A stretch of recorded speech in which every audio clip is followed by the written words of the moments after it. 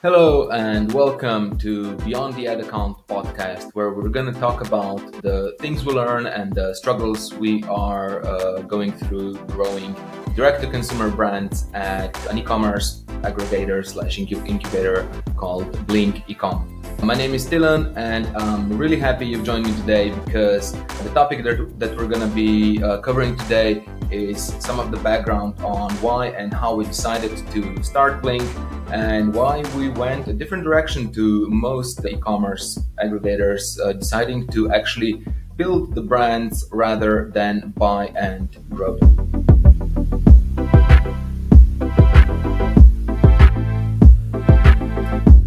Hey, so today with the kind of intro episode, I wanted to cover some of the background on how we basically started or decided to go into growing our own e-commerce brands coming from an agency background and why we went into a different direction than most similar aggregators or e-commerce incubators. So at Blink, we're focusing on growing fast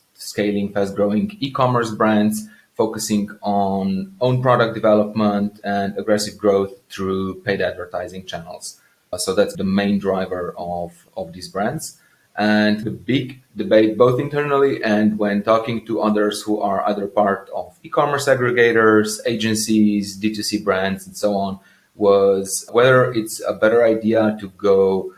and buy existing brands and start growing from that point where you acquire them, or to build brands from scratch. And after quite thoroughly checking out the buy side, seeing what's available, seeing where we could add some value, we found it really hard finding a brand that would even fit some of our initial target numbers or like unit economic goals that we had for our own brands. With 6 or 7 years of performance advertising background, we knew what margins we wanted, what unit economics we wanted, what kind of products we wanted to have to basically make our lives a bit easier on the actual e-commerce growth side, since we already know that like the growing part of the brand is already hard enough, and kind of make it easier on us with really picking the right unit economics for the brands that we wanted to grow. So that's why we decided to go the build route, and I'll go through a few of the main reasons why we in the end decided on this way. Full disclosure, we did actually acquire our first brand, but it was more of a takeover of an inactive brand and just acquiring their assets rather than acquiring a fully like actively growing brand along with the team and so on. Like I mentioned, building D2C brands is already difficult enough, especially in the last year, the difficulty kind of got ramped up. By going the build route, we had an opportunity to, as much as we can, stack the deck in our favor before we are even starting.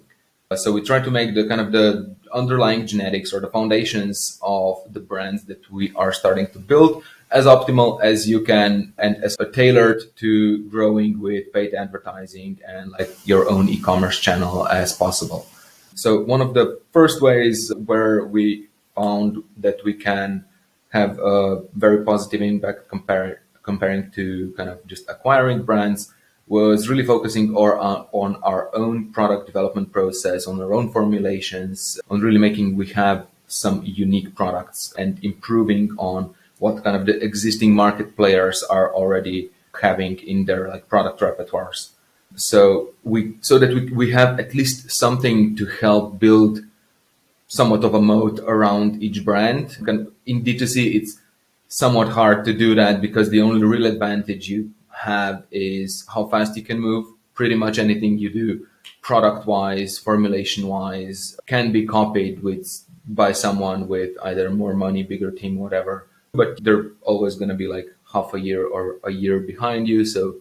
moving fast is the ultimate advantage, but focusing on actually building your own product, developing your own formulations, tastes, flavors, whatever the product is that you are doing, we found was still way better because a lot of the brands that we looked into acquiring, in the end, it was just either an already existing product with I don't know, something from Alibaba with just basically a logo slapped on it or very minor modifications, and then the brand built around it, or like a private label product that basically anyone that can order the MOQ from that manufacturer could copy over a weekend. So that's the main focus on our own brands, is also really digging deep into product development, having a good fast cadence on product development as well, so that you're actually, as quickly as you financially can or as quickly as liquidity allows, actually building up the product catalog for the brands that you're doing, and having that drive a lot of the overall benefits as far as like lifetime value goes, as far as selling to existing customer goes, as far as finding new winners or not having all of your eggs in one basket, because oftentimes either some products are more seasonal, some products maybe work better on certain advertising channels, and if those advertising channels start to underperform, it's good to have somewhat of a spread in your product catalog. We also went into categories with relatively low manufacturing cost and high LTV or repurchase rate. So the main categories that we are currently building in are supplements, beauty, and food and drink.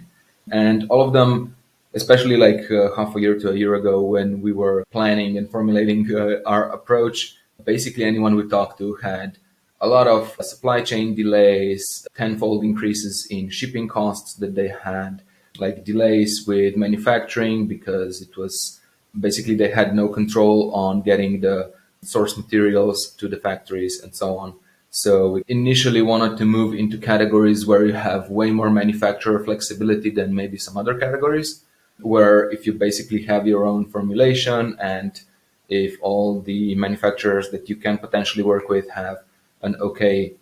way to actually access the raw materials that you need for those products, you can very like without that much of an issue swap out suppliers if they have issues, if another supplier can give you better financing terms or a better price per unit or anything like that. Plus it's you can very easily find those manufacturers somewhat locally or at least within few hours of yourself. In a lot of cases, the actual lead time, so the actual production time, isn't that much different. But obviously, the logistics are way different. It's way easier to just get something on a truck in Europe and get delivered to you than going for like an ocean freight. And it's also way easier to communicate with the actual manufacturers on things like both pricing and especially payment terms. So obviously with, I don't know, Chinese suppliers or anything like that, if you're not doing pretty huge volumes, it's in most cases very hard to go into pricing terms, into, I don't know, net 60, net 90 payment terms and so on. Whereas with a lot of more local suppliers where you can actually meet them in person, explain a bit more on how your business is operating, how you're running, and build a bit more trust with them, it's a bit easier to go into things like payment terms with them as well. And I think payment terms with manufacturers are even a bigger deal than actual cost per unit, because in most cases we are dealing with quite a high margin products. So 5%, 10% on the actual product cost is not going to make or break the entire thing. But having extra 60 or 90 or however many days of liquidity, so before you actually have to pay that supplier, can make a huge difference in growing the brand. Because in most cases that we've seen, the biggest constraint on D2C brand growth was cash flow, liquidity, kind of how you can actually manage, obviously, your operating expenses, your advertising expenses, and inventory planning, inventory purchasing, all of the kind of making sure you have enough money for stock and enough money for growth. So yeah, that was a bit long-winded on why we are going into those categories. Alongside with that, we also have in the supplement, food and drink, and beauty categories, we have relatively high LTVs, or at least a way to go to high LTVs. We have good repurchase rates. We have potential for subscriptions, although to be honest, in Europe, especially in some of the like Middle and Eastern European countries, it's kind of hard to run subscriptions because most of the orders are still based on cash on delivery, which is not very conducive to subscriptions. And we have a high potential for bundling, especially like, for example, beauty products or food and drink products where you have multiple flavors. You can easily create more like high average order value bundles. And all of the three categories are very conducive to later expansion into either retail or e-tail. You already have a lot of established players with high enough volumes where retail or e-tail could become a really significant portion of each of these brands' growth. So you're not only growing and focusing on kind of paid acquisition through your own channel, but you're actually going to the channels where people are already purchasing those categories of items already. One of the good things with an aggregator or an incubator is also some of the sharing you can do between brands. So obviously the main things are like we're focusing on simplicity, we're focusing on using the same kind of systems throughout all the different brands that we're building, from using the same CMS and tools and a lot of the same approaches to advertising, creative production, and so on. And you do also get some benefit from like resource sharing, people that are able to work on multiple brands at once. But what we're already seeing is a way more important part is the knowledge sharing between the brands, especially on the paid advertising side. It's very easy to see, okay, this type of funnel or this type of approach to Facebook ad creatives or this type of approach to organic TikTok is working really well on this brand. Let's basically take that process, take that approach to that advertising channel or whatever, and let's use it on the other brands that we have as well. It's not always a one-to-one. It's not always going to work exactly the same way, but you do come from somewhat of a best practice or somewhat of a practice that has proven to work for one brand, and you have a better chance of it working on the other brands as well, especially with how much similarities they have in the structure of the brand as well.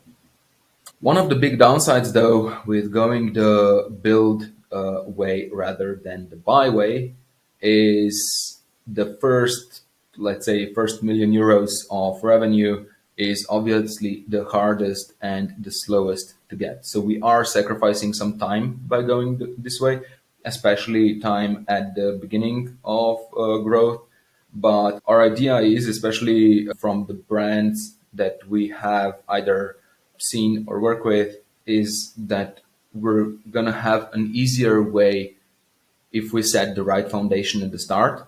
in scaling beyond the first few million euros of yearly revenue. So the brands that we've worked with, the brands that we've seen, the brands that we've had access to or talked to, the kind of main first sticking points that they had were usually in the kind of 1 to 5 million euros of yearly revenue, because that's, I think, kind of the point where some of the things really start to show up if you don't have them set properly at the beginning. Because I don't know, for the first million, you can, even if your margins aren't optimal, if your cash flow isn't good, if your suppliers are slow or anything like that, you can maybe work harder, you work a few more hours, you're a bit more scrappy and a bit more frugal with some of your decisions. You can basically, I don't know, maybe take over the workload that you would maybe have to hire for someone for, but the team is not yet big enough. So the founder basically hustles more, works harder, tries harder to push the brand beyond that first like 1 or 2 million euro yearly revenue. But at that point, you usually have to start hiring for some positions. You have to allocate bigger amounts of money to your stocks or to your product planning. You're usually also working on some product development at this point, and product development is also both time consuming and money consuming, without any guarantee that like the first product that you're gonna develop after the kind of your flagship product that you started with is gonna be as big of a success as your flagship was to begin with. And so this is usually the point where you can't hide bad margins or low numbers or low kind of cash conversion cycles anymore, and you start to suffer a slowdown in your growth because of it. But what we're planning, we're obviously going to see if it's as ideal as we are planning right now, or if it's going to have that much of an impact. But we're going to see if having all of those things in order, so making sure your cash conversion cycle is very short, making sure your product stock does not have to represent a huge percentage of your overall kind of cash flow allocations. We're going to see if that helps the growth once you are beyond the kind of a few million euros per year in revenue, and if that's going to make a big impact in this brand's growth to the point where it's more worthwhile to grow the brand from scratch than to acquire maybe a brand that does not have optimal numbers at the start and trying to grow it from there. So that's it for the first episode. That's a quick intro into what we're doing and how we are thinking about approaching to grow e-commerce brands from scratch. Obviously, other episodes are going to be more focused on a specific either problem or anything we are actively working on. So, for example, I think the next one is on bundling and increasing your average order value, and obviously similar stuff that you can improve your e-commerce brand's performance without just